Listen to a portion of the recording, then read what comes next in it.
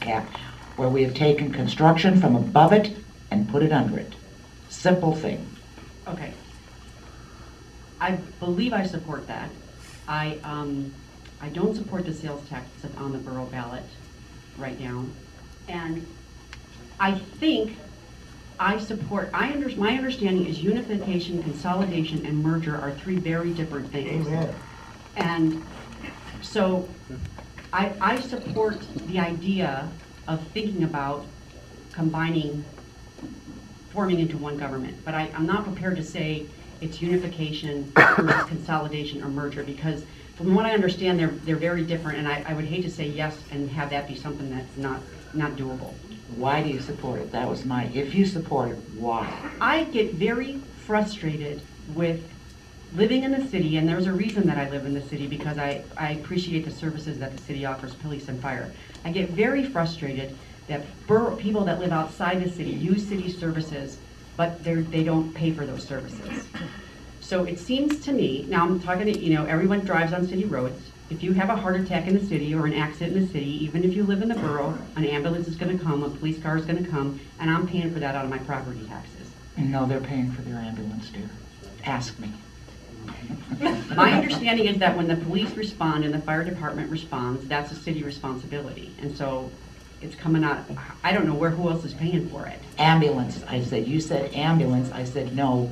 They paid for the ambulance when it was. Okay, so that's my frustration. So I feel like we overlap an awful lot in this city. I recognize that folks that live out in Sulcha and out in the outlying areas, they have a different lifestyle, and they've chosen that lifestyle. So I think that there's a way that we can perhaps, and only if people support it and want to take that road, because I'm not going to champion something like that by any means, but that if there's service areas that can work, I mean, service areas work in our community. So the idea of one government for this area seems to make sense to me. But I know that the last time they looked at consolidation, it took that gentleman 3 years to get all the signatures. That doesn't seem like overwhelming support to me. Not when it takes us 9 days. Exactly, yeah. And so when people talk about it, I think, yeah, it's something that we should think about, but only if they're supportive of it. I mean, it doesn't seem like, oh, I'm going to champion that, because if people don't support it, like you say, the tax cap or the taxes, we voted on it over and over. How many times can we do that?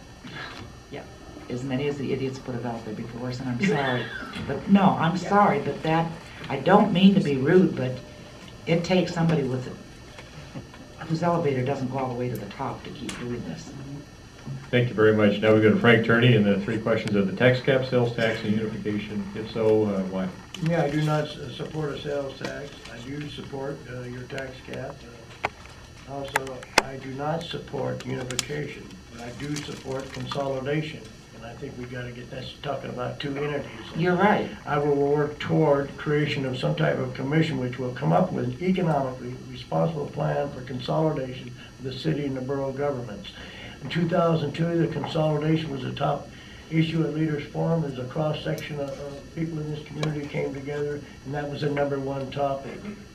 And what we were going to do from 10 years to now. It's been 5 years. And I think it's about time that we form that commission once again and look at consolidation, not unification. Mayor Thompson's got that wrong.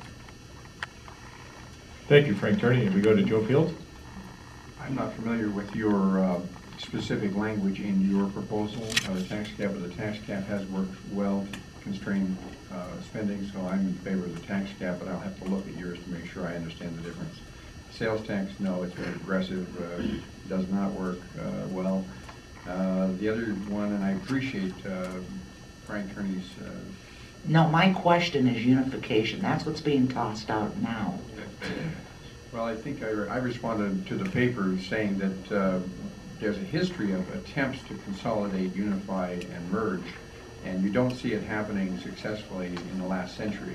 And there's a number of metroplex areas like Houston, Dallas, Fort Worth, that whole place down there, 12 counties, 9 cities, they're not putting together the entire Seattle metroplex. It's just not happening anywhere else in the country, so I'd have to ask everybody, what makes it work here?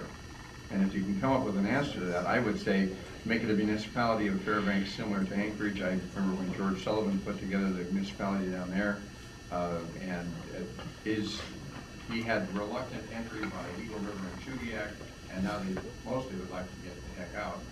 And so I did support it in '73 when Barry Jackson brought it up, and that was a completely different borough than what we have today, and actually a much different city. So the answer is no on that. Thank you very much. Go to Vivian Stepper.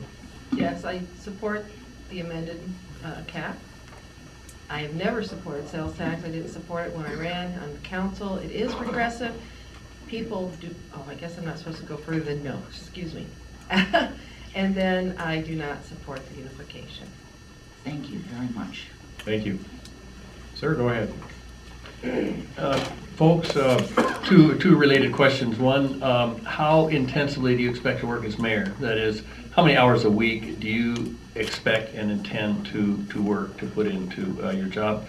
Secondly, how deeply will you be probing to see how efficient departments are under you to weed out fat, etc.? Thank you very much. And we start with Frank Turney. Can you pose that question again, Mr. Helling? A, how many hours a week will you work? And B, how deeply will you look to see how hard and efficiently your crews are working?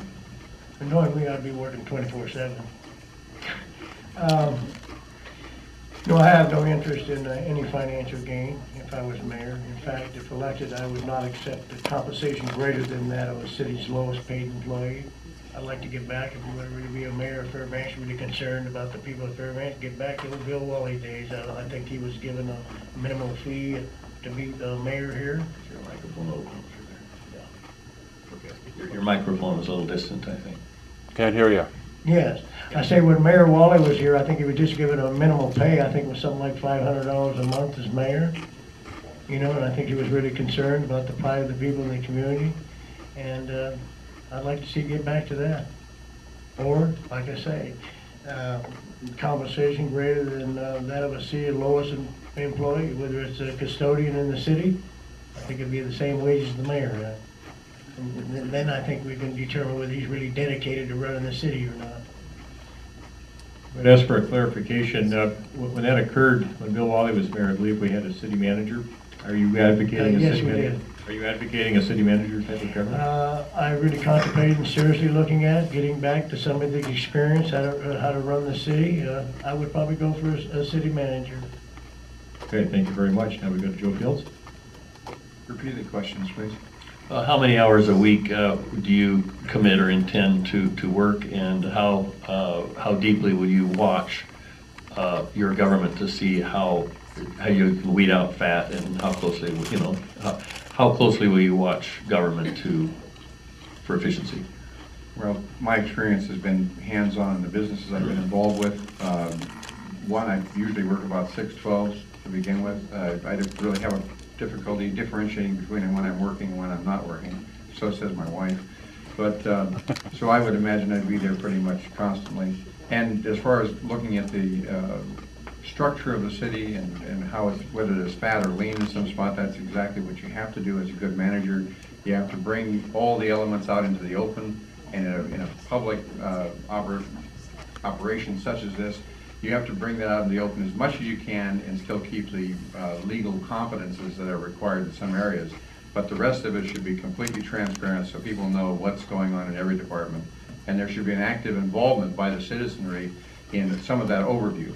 And that would be part of what the mayor should be doing on a regular basis, is having the structure allowed to be vetted to the public.